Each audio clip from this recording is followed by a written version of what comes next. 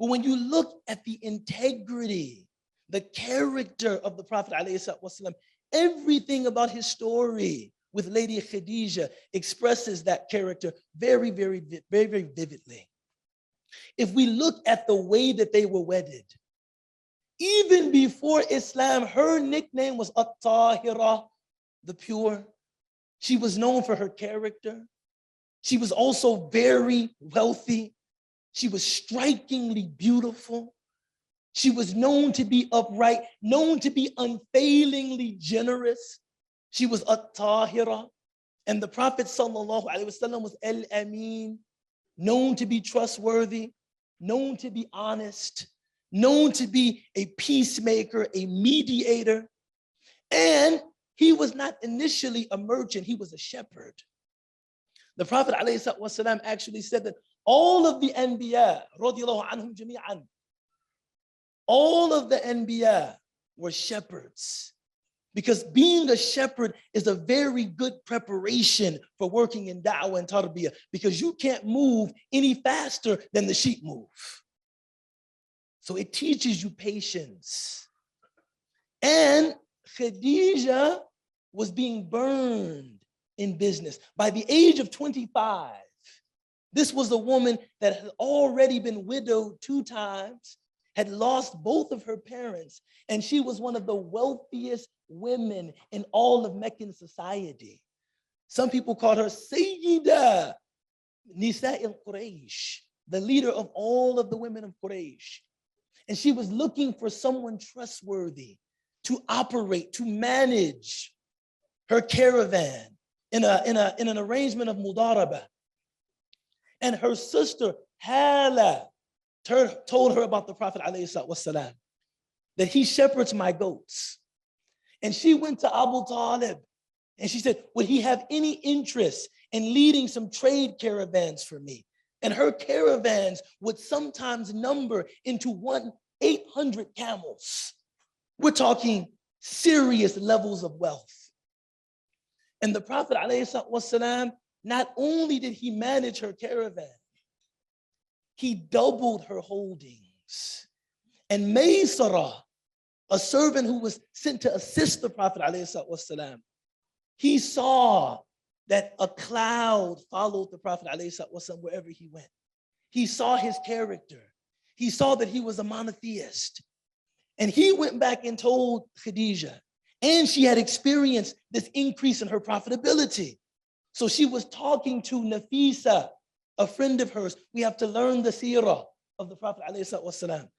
And Nafisa could see the twinkle in her eye when she was talking about the Prophet ﷺ. And she said, you know, it's always a good sister that's doing some matchmaking. Where would we be without matchmaking sisters? Why don't you propose to him? And Khadija, very wary about marriage at this time in her life, she is already a woman of 39 or 40 years. She said, I don't even know if he would be interested. And so Nafisa goes to the Prophet ﷺ, why don't you ever get married? Why don't you think about marriage? He said, I would, but I have a huge family to support. The Prophet ﷺ, Abu Talib was very endeared to him. And Abu Talib, he was a mukarram man. He was an honorable man, but he was not a wealthy man. And the Prophet ﷺ was consumed with his domestic responsibility to the household to whom he belonged, to which he belonged. And then Nafisa said, what if someone wanted to marry you and money wasn't an issue for them? This was a person with grace, elegance, good character, wealthy. The Prophet ﷺ said the obvious. Who? That's what I would say. Right? I always joke. I don't care how modest a person pretends to be, marriage shows how we really think about ourselves. Every time I tell a brother, yeah, there's a sister, she's looking for a good brother, strong in his deen, committed to his family, every brother perks up, yep, that's me. And then after that, he calls himself the fakir and talks about how he's, you know, but she's looking for a strong brother. Me. The Prophet said, who? She said, Khadija. radiallahu ta'ala anha, and the Prophet ﷺ accepted her proposal, and they were married in a very simple ceremony without pomp and circumstance. Sallallahu alayhi. Sallu ala habibikum. And the Prophet sallallahu alaihi wasallam initially worked not for her because now he's her husband, but it was clear that the social better in that relationship was definitely Khadija al-Kubra radiyallahu ta'ala anha. Every time we studied the seerah together, my wife always asked me, Ubaydullah, could you work for me? I say, absolutely not. That's just an extension of your fragile male ego. Perhaps. But I don't think that I could. But this is something that we see that I think we should strive to emulate in the Prophet ﷺ. He didn't have any of those hang-ups. He didn't have any insecurity about who he was or what he was as a man. And this is why he was never abusive, never violent, never angry. One of my teachers said, everything you read about the Prophet ﷺ in marriage, you see that he was not responding from an endangered place of masculinity. It was a secure place of masculinity, you see. And this is why she has more money than me, no problem. See, she's more socially prominent than I am. That's no problem, right? When she was asked by the Prophet ﷺ, why did you marry me? She said, لِحُسْنِ خُلُقِكَ, because of the goodness of your character, وَصِدْقِ حَدِيثِكَ, and the truthfulness of your speech.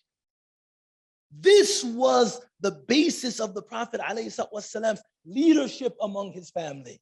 Not that I have more money than you, or I'm socially more prominent than you, or people hold me in higher esteem than they hold you. No. He led with his character. This is exemplary. This is something we should repeat in our circles. You want siyada? You want leadership? This is what leadership consists of. وَلِلْرِجَالِ عَلَيْهِنَّ دَرَجَةٌ, men have a rank over them. Ibn Abbas in his tafsir, it's a rank of service, not a rank of saytara, not a rank of domination.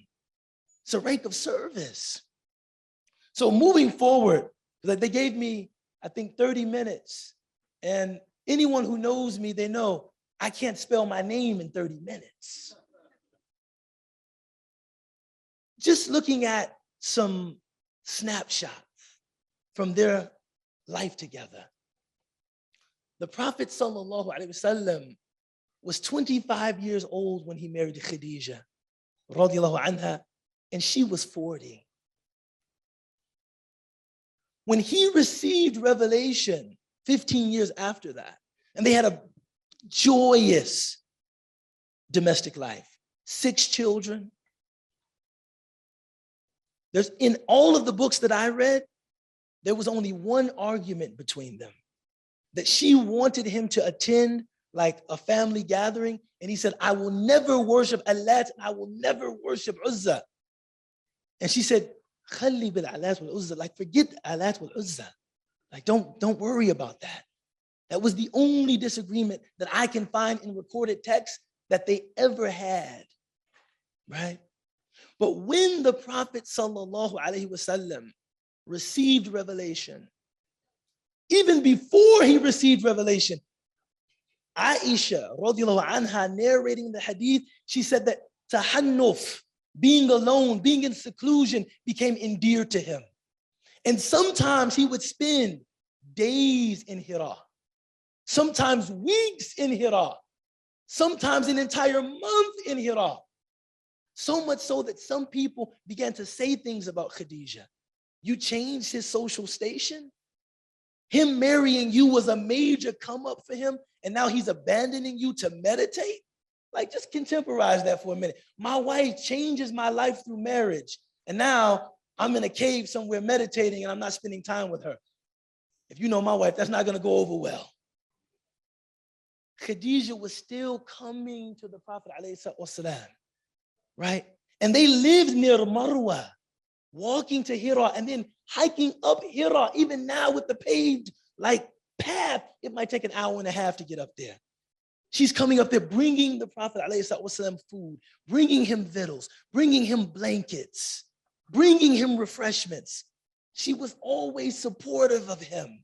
She never doubted him. So when he had that experience with the angelic, you know what I find absolutely breathtaking? Is that the first person that he thought to go to for comfort and consolation was not his best friend, Sayyidina Abu Bakr. It wasn't Abu Talib, a father figure to him. It wasn't Ali, someone very close to him, like a younger brother almost. It wasn't Hamza, like an older brother almost. It was Khadija, radiallahu ta'ala anha. And when he doubted himself, she affirmed him. He said, لَقَدْ خَشِيتُ عَلَى نَفْسِي. I'm afraid for myself. And she said, كَلَّا أَبْشِرْ. No way, no way. God would never dishonor you.